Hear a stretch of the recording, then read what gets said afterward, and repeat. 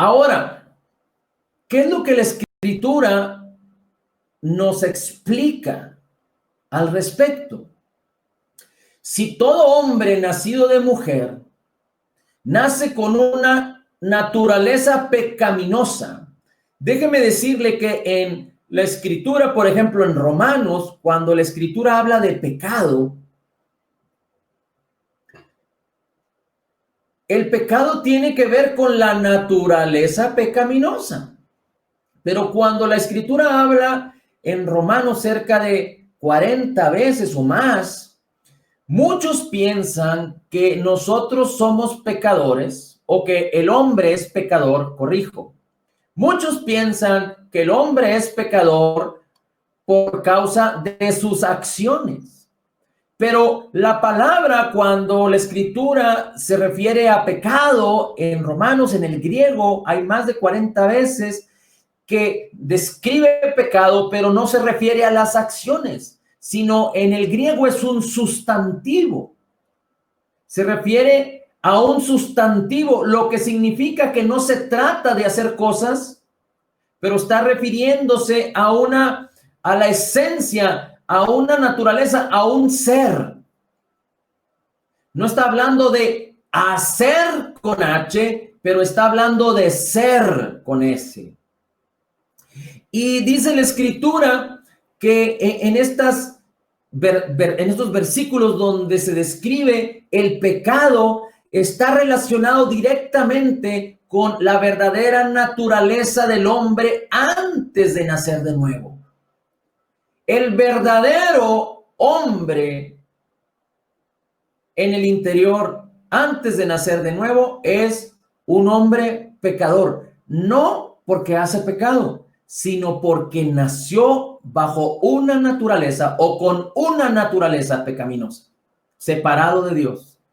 Esa naturaleza que está separada de Dios, pero llena de corrupción, dice la Escritura que todo hombre que nace bajo esa naturaleza, de hecho, todos los hombres nacen en esa naturaleza, nacen bajo la potestad del diablo, de las tinieblas.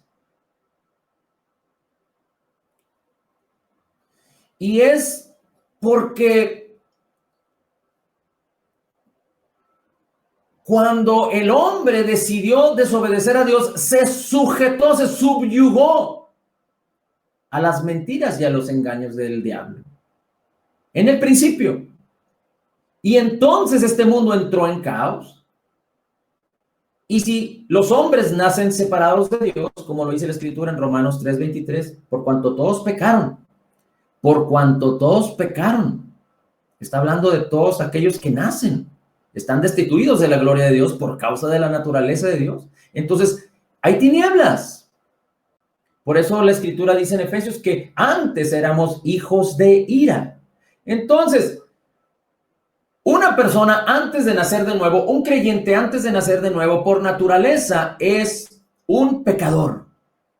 Pero no porque hace pecado, sino porque nace con una naturaleza pecaminosa. Esta naturaleza te lleva a que tengas sentidos que están atrapados y engañados en la corrupción, que los sentidos se desbordan en la lujuria, en la concupiscencia y en todas las acciones pecaminosas.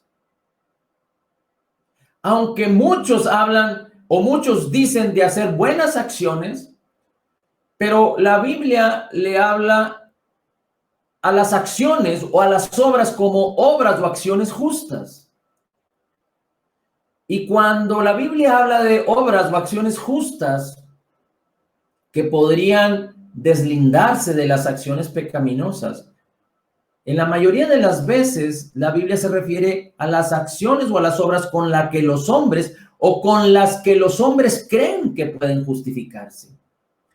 Pero cuando las obras vienen por causa de una transformación, por causa de una vida transformada en Cristo Jesús, la Biblia le llama el fruto del Espíritu o fruto de justicia.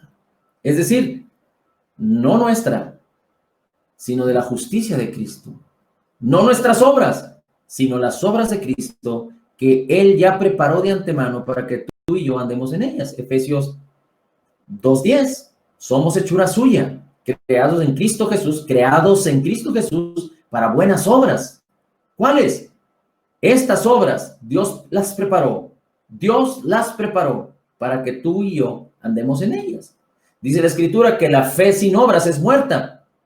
¿De cuáles obras habla? De las obras de la fe. ¿Cuáles son las obras de la fe? Las obras que Dios ya preparó para que tú y yo andemos en ellas. No son nuestras obras, pero son las obras que Dios preparó.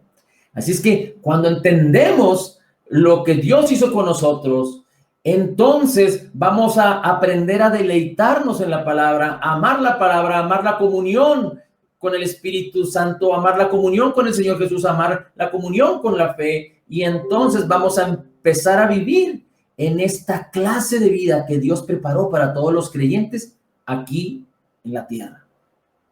Ahora, la verdadera naturaleza del hombre antes de nacer de nuevo es una naturaleza pecaminosa. Es tu verdadero yo antes de nacer de nuevo, una naturaleza pecaminosa. Y desafortunadamente se ha malinterpretado, no se ha entendido correctamente. Y en Efesios, déjeme, trato de regresarme, perdón, donde leímos en Gálatas, perdón, dice, hay un versículo que dice, pues los que son de Cristo Jesús han crucificado la carne con sus pasiones y deseos. Pero los que son en Cristo Jesús han crucificado la carne, que son con sus pasiones y deseos. Y esto es Gálatas 5:24. Pues los que son de Cristo Jesús han crucificado la carne con sus pasiones y con sus deseos. Y yo quisiera comentarle lo que dice Romanos 6:6, rápidamente. Porque muchos piensan que nosotros somos los que tenemos que crucificar la carne con sus pasiones y deseos.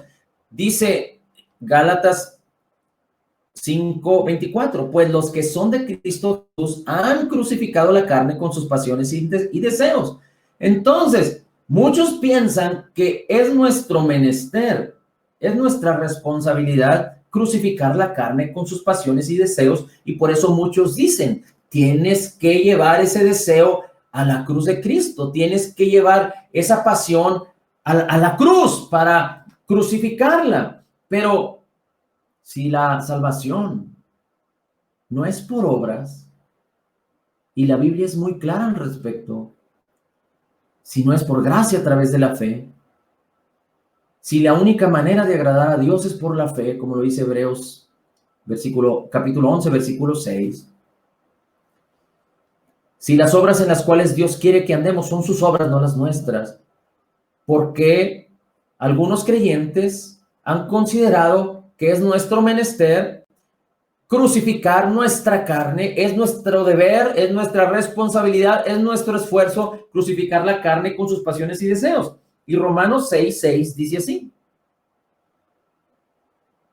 sabiendo esto, que nuestro viejo hombre es crucificado con Cristo, para que el cuerpo del pecado sea destruido, a fin de que no sirvamos más al pecado. Porque el que está muerto, libre es del pecado. Fíjese, le voy a leer un versículo antes. Bueno, versículo 3 del capítulo 6 de Romanos. ¿No sabéis que los que hemos sido bautizados en Cristo Jesús somos bautizados en su muerte? Y no se refiere a que usted sea bautizado en agua, aunque podría ser un paralelo, pero no significa que porque usted ha sido bautizado en agua, usted es un creyente nacido de nuevo. Yo no lo sé, Dios lo sabe.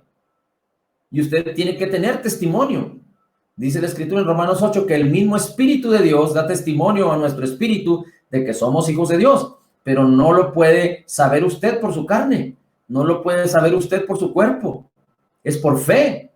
Y hay quienes pueden decir y hablar de los dientes para afuera. Y no porque tú hablas y dices, significa que ya eres un creyente nacido de nuevo. No porque tú eres bautizado en agua, significa que ya eres un creyente nacido de nuevo. No me malinterprete. Todo creyente nacido de nuevo es importante que sea bautizado como testimonio. Pero no se trata de que aquellos, yo recuerdo alguna vez que participé en algún bautizo, llegó una persona extraña, al menos para mí, queriéndose bautizar. Y la pregunta era, ¿quería hacerlo como un rito religioso? ¿Quería cumplir alguna manda? ¿O realmente lo estaba haciendo por fe? Entonces, no se trata de que hagamos cosas para agradar a Dios. No se trata de que cumplamos para llegar a ser con ese. Pero se trata de creer. Así es que todo creyente nacido de nuevo tiene que buscar ser bautizado. Pero es importante que primero entendamos que hemos nacido de nuevo. Entonces, pero aquí particularmente no está hablando del bautismo, del hecho de bautizarse en agua, pero está hablando de lo que sucedió espiritualmente con nosotros. Dice, ¿o no sabéis que todos los que somos bautizados en Jesús, en Jesucristo, somos bautizados en su muerte, somos sumergidos en su muerte, porque somos sepultados con él en la muerte por el bautismo, a través de ser sumergidos, dice la Escritura, pero porque somos sepultados con él en la muerte por el bautismo, para que como Cristo resucitó de los muertos por la gloria del Padre, así también nosotros andemos en una vida nueva. ¿Cuál es esta vida nueva? La vida que Dios creó en nosotros, como lo dice 2 Corintios 5:17, el que está en Cristo, nueva criatura es. Ahorita vamos a explicar más al respecto, pero la nueva vida no se está refiriendo a nuestra vida en nuestra alma y en nuestro cuerpo, ni que ahora pertenecemos a una organización o que ahora pertenecemos a un clero o que ahora pertenecemos a una religiosidad o a una asociación. No, está hablando de algo que espiritualmente sucedió en nosotros y que es importante conocerlo, entenderlo y creerlo correctamente y perseverar en la palabra respecto a ello para que podamos ser renovados en nuestra mente y transformados, y que esta vida que Dios ha depositado en nosotros pueda manifestarse con todo su esplendor en nuestras acciones, en nuestros hechos, en nuestra manera de pensar, en nuestra manera de soñar, en nuestra manera de ver, en nuestra manera de hacer. Así es que dice la Escritura en el versículo 6. Bueno, el versículo 5. Porque si hemos sido plantados juntamente con Jesucristo en la semejanza de su muerte, también lo seremos en la semejanza de su resurrección. Sabiendo esto, que nuestro viejo hombre, fíjese, nuestro viejo hombre, y cuando la palabra habla de viejo hombre, habla de nuestra naturaleza pecaminosa. No habla de nuestra identidad, o más bien no habla de nuestra personalidad, no habla de nuestra alma, habla de nuestro ser. Y ahorita vamos a ver más al respecto, pero dice la Escritura, dice, sabiendo esto, que nuestro viejo hombre, nuestra naturaleza pecaminosa, es crucificada con Cristo para que el cuerpo del pecado, dice, sea destruido, a fin de que no sirvamos más al pecado, porque el que está muerto, libre es del pecado. Y si somos muertos con Cristo, creemos que también viviremos con él. El 9, cierto es que Cristo, habiendo resucitado de los muertos, ya no muere más. La muerte no tiene más dominio sobre él. Porque en cuanto él murió, al pecado murió una vez, mas cuanto vive, vive para Dios. Así también vosotros, estimándonos que de cierto sois muertos al pecado, mas que vivís para Dios por Jesucristo el Señor nuestro. No reine más pues el pecado en vuestro cuerpo mortal, para que le obedezcáis en sus concupiscencias. Ni tampoco presentes tu cuerpo o tus miembros al pecado como instrumentos de injusticia. Antes, preséntate a Dios como vivo de entre los muertos y vuestros miembros a Dios como instrumentos de justicia. Porque el pecado no se enseñoreará más de vosotros, porque ya no estáis bajo la ley, sino bajo la gracia. Pues, ¿qué? ¿Pecaremos porque no estamos debajo de la ley, sino debajo de la gracia? No lo permita Dios. No lo permita Dios. Muchas veces, algunas gentes o muchas gentes están preocupados y por eso hacen un esfuerzo. Por eso causa una preocupación en la carne y no una ocupación en la fe. Porque por temor a caer en el pecado están sujetos a no cometer pecado. Y muchos no se atreven a creer en la justicia que es por la fe. Muchos no se atreven a entrar en esta gracia de Jesucristo, como lo dice Romanos 5:1, justificados pues por la fe, tenemos paz para con Dios. Y dice la Escritura, y tenemos entrada a esta gracia a través de la fe. Muchos no quieren entrar en esta bendición, en esta gracia, por temor a que si no están sujetos a algo para obedecer ese algo, creen que van a pecar. Pero es todo lo contrario, porque el estar sujeto a algo te hace que peques. Pero el entender que hemos sido libres del pecado, el apóstol Pablo está diciendo, entonces, fíjese cómo dice el 15. Estábamos en el versículo Romanos 6:15, dice, pues ¿qué? ¿Pecaremos porque no estamos debajo de la ley? La ley, recuerde que se dio para manifestar el pecado. Todo aquel que sigue la ley está sujeto al pecado. Todo aquel que cree en la ley para seguirla está sujeto al pecado. Y lo único que va a suceder es que el pecado se va a hacer extraordinariamente pecaminoso en su vida. Y si se sujeta a la ley, lo único que va a hacer es que la ley trae culpa. Porque demuestra que el hombre es pecador. Aquel que se sujeta a la ley no entiende la revelación de lo que Cristo Jesús hizo por ti y por mí. No entiende la revelación de que es un creyente, de ser un creyente nacido de nuevo. No entiende la revelación de que la ley del pecado y la ley de la muerte han quedado redimidas de nuestras vidas. Nuestra naturaleza pecaminosa ha sido desarraigada, ha muerto, ha sido clavada en la cruz del Calvario. Y entonces cuando no se entiende esto, se siguen teniendo vicios en el pecado, se sigue teniendo equivocaciones y estrés y culpa y condenación. Y no se lo digo por decírselo. Yo mismo lo experimenté. Quizá por más de 25 años, por falta de conocimiento. Y siempre fue una bendición conocer a Cristo y conocer su palabra y saber que era nueva criatura en Cristo Jesús y saber que Dios estaba conmigo, pero no era real, no lo podía apreciar con los ojos de mi fe porque mi vida estaba conducida, aunque no lo entendía, por mis sentidos. De tal manera que cuando servíamos o hacíamos o compartíamos y no lo hacíamos en la perfección en la que creíamos que deberíamos hacerlo, había culpa, había desgaste, había mucho estrés, había condenación. Pero cuando el Señor Jesucristo, por su Espíritu Santo, que nos reveló su palabra, y no crea que esta revelación es personal, esta es una revelación que muchos creyentes están abrazando y están viviendo.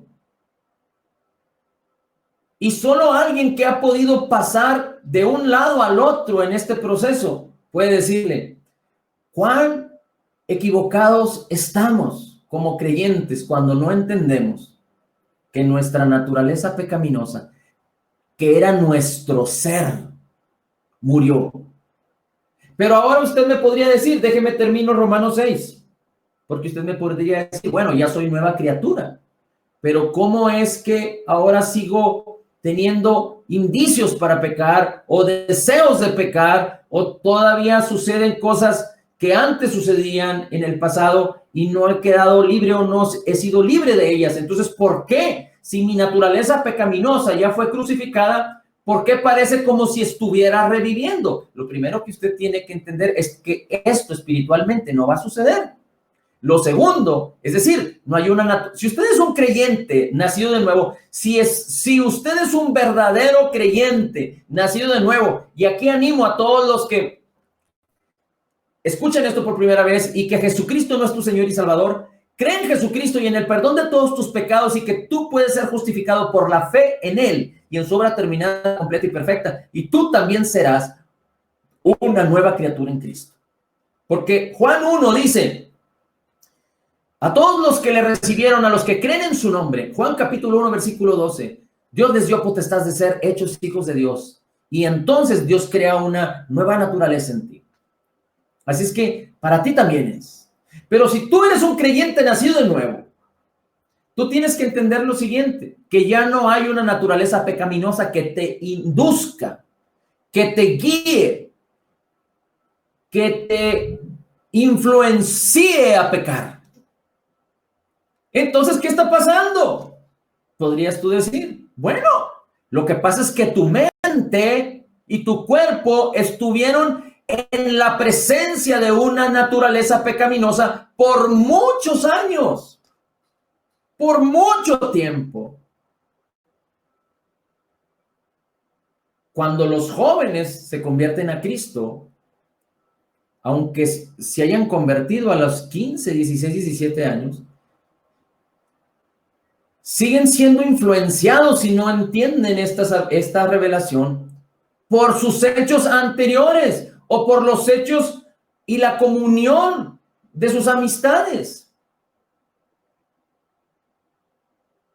Tú puedes comportarte, y discúlpeme que ponga este ejemplo, pero yo creo que es importante para poder visualizarlo de una manera diferente. Un perro, por más educado que sea, sigue siendo un perro. Y si tú lo dejas en casa solo, pues va a hacer cosas de perro porque es un perro. Pero si tú te pones a ladrar, si tú te pones a andar en cuatro, como gateando o haciendo como hacen los perros, no significa que porque tú ladras o porque tú quisieras hacer las cosas como para jugar con una mascota como un perro, significa que tú te conviertes en perro. ¿Estás de acuerdo? Pero en la medida en la que tú te influencies tanto haciendo esas cosas, pues mañana esas cosas van a estar tan arraigadas en tu vida que va a ser difícil que te desprendas de ellas. Sin embargo, sigues siendo una persona.